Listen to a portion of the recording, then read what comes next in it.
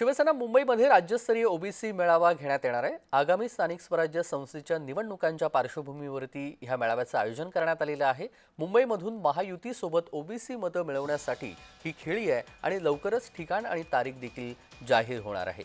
OBC मतं आपल्याकडे जास्तीत जास्त येण्यासाठी ह्या मेळाव्याचं आयोजन करण्यात आलेलं आहे।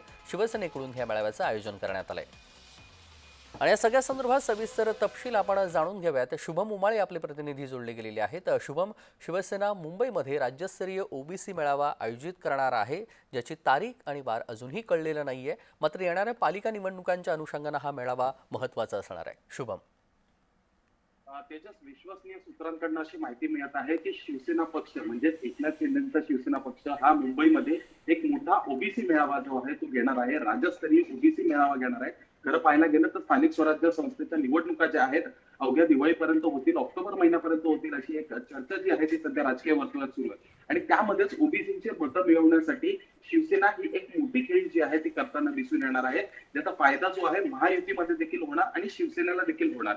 अशा पद्धतीचा मेळावा जो आहे तो या जूनच्या शेवटच्या आठवड्यापर्यंत होईल, अशी विश्वसनीय सूत्रांकडून माहिती मिळत आहे। खरं पाहायला गेलं तर मागील काही महिन्यांपासून आणि वर्षांपासून ओबीसी विरुद्ध मराठा असा जो वाद निर्माण झालेला आहे, त्यामध्ये ओबीसीचे मतं ही मिळवण्यासाठी महायुतीला प्रचंड मेहनत जी आहे ती करताना दिसून यायला लागली होती। नुकतंच ओबीसीच्या एका नेत्यांना मंत्रिपद देखील देण्यात आलेलं आहे।